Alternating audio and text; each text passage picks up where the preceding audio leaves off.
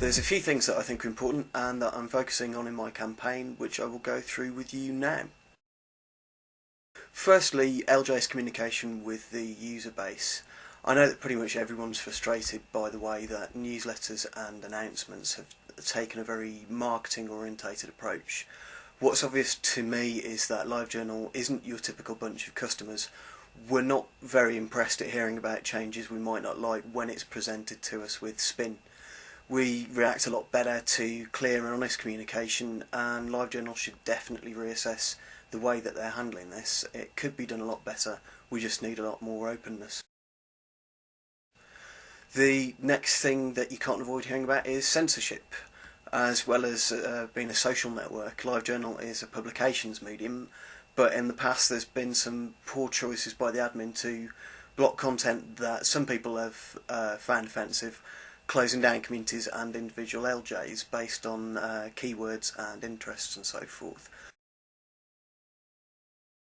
LiveJournal should be all about allowing the users freedom of expression. The only limit should be the law.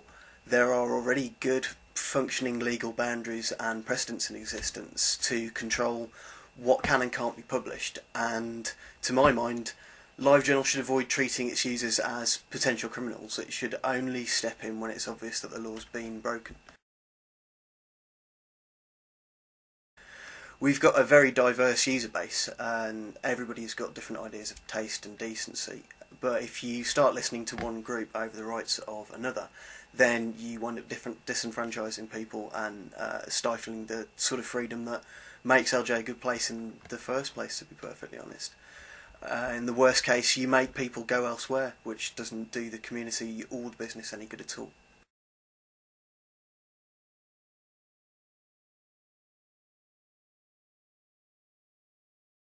Due to international law, we actually own the copyright of the comments that we make, which has meant in a few instances it's been possible for users to take each other to court for duplicating the contents of comments. This doesn't promote a very healthy community environment, to think that you could wind up with your LJ shut down for quoting someone's comment. The legality of it is arguable, but to protect itself, if they're served with a DMCA notice, then LiveJournal will suspend your account until you either remove the offending post or counterfile. This boils down to a problem with the DMCA itself, and LJ are basically acting to protect themselves, which is understandable, but it's not actually the best solution. There's already an approach that preempts this, which is to provide settings to clearly flag an account and its comments as either public domain or CC licensed.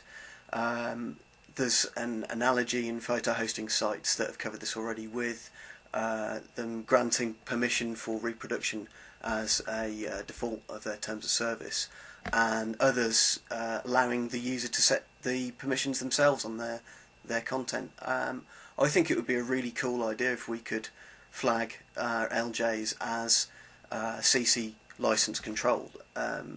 This would cut through the possibility of being served a DMCA and prevent potential legal wrangling. I don't think that this should be the default, but if we have the tools, everybody can choose the approach that suits them best. The last thing I wanted to touch on for now, because it's been raised in a few campaigns, relates to the possibility of a search function in LiveJournal. My first thoughts on this is that it's a really useful bit of functionality, but I'm also quite cynical, and my IT leanings make me think that this is potentially very sticky because it brushes on privacy issues. LiveJournal serves adverts, and to increase their value they're targeted according to information about the users or communities that they're served alongside. Most people will remember the press attention that Google have got through scanning emails hosted with them for keywords so that they could serve targeted ads. If LiveJournal offered a search, then they will also have a list of your search terms over time that will be that they can correlate with your interests and your usage patterns. This sort of approach isn't evil by definition, but the private information of that sort can be quite badly abused.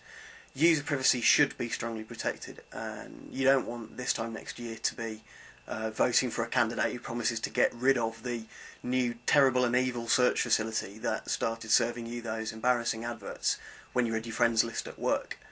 It's a great thing to throw the idea out there, but they need to be thought out by someone who's going to consider the knock-on effects, I guess. Thanks for listening, and if you like what you hear, then please do share the video on your own LiveJournal, and remember to vote DeathBoy.